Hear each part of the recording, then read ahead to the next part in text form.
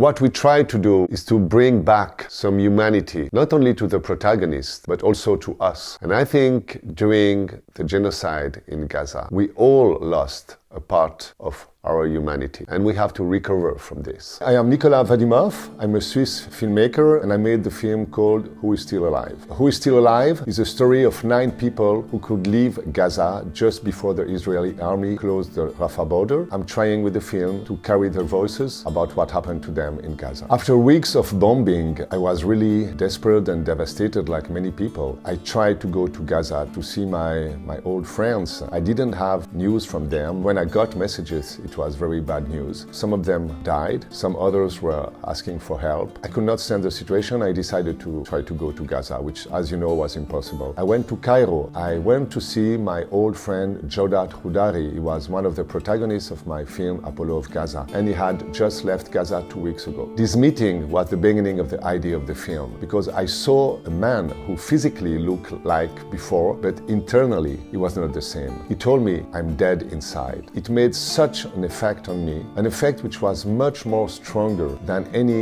images that I could have seen on the social medias or TV channels. هالقلب ايش بده يتحمل انا مش عارف.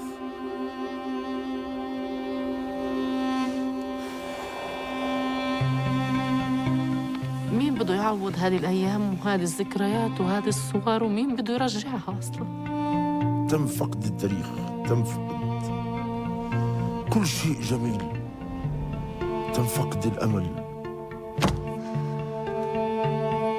مش عارفه ايش ممكن احكي كمان. خلص.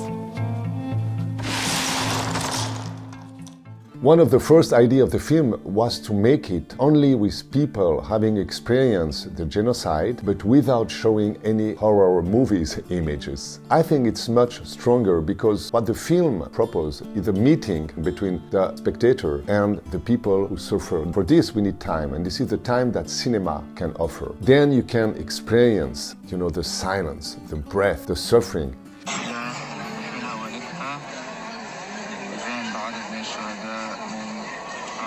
كانت نايمة. على فكرة ما فيها أي جرح، بس انفجرت أمعائها.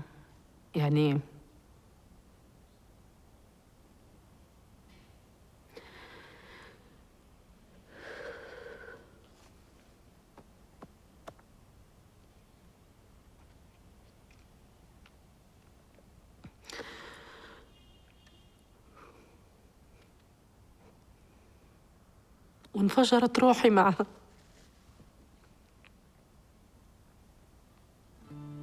But also, at a certain point, the hope, the fact that they stand up, that they are so strong. Then I decided, okay, this is maybe the film I have to do. And I stopped all my other projects I was working on at the time, which were not connected at all about Palestine or Gaza. I went back to Cairo to see Jawdat again. He said himself, "Nicolas, we should make a film about what happened in Gaza without going to Gaza. How to do this?" Then we started to discuss, and he presented to me some other people that he knew who just came out from Gaza, like him. So I met 6 of them, and then I brought 2 other people that I knew myself. The idea was to make it in a closed area, like a studio. We wanted to create a kind of bubble where they could feel good and being able to express everything they needed to express. So finally we decided to go to Switzerland, because there is one theater in Lausanne which is called Théâtre de Vidi, which is more than a theater, it's a place of utopia.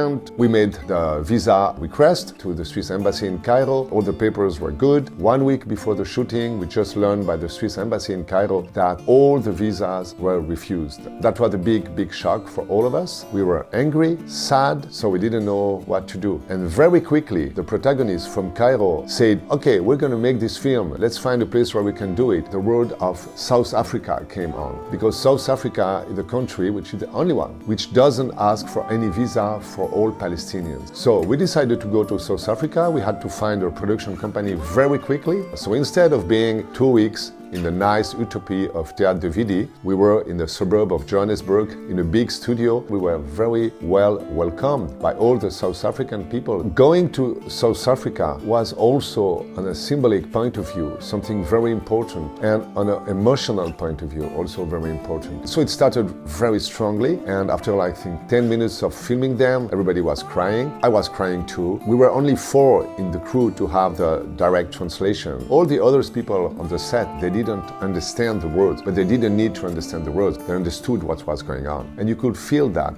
there was such a solidarity between the protagonist and the South African crew. It was wonderful. All the time, all of them, every time they said, no, we keep going, we need to do this. Never it happened that one of them said, okay, please, khalas, I need a rest. They were like staying on the chair or standing up, and they say, no, let me go, I need to tell that story. So I really think, and this is also what they told me, that the film was also a kind of therapy, you know? And I think if it had been in another country than South Africa, I'm not sure it would have been stronger than this. The fact that the production is based in Suisse romande helped to do the film. In Suisse romande, you can easily express yourself about Palestine in the public space. You're not ostracized like it can happen in Suisse alémanique. We are more free. We have really a freedom of speech, and I hope it will last. I'm surprised why people here in the Swiss German side seem to be afraid to speak up.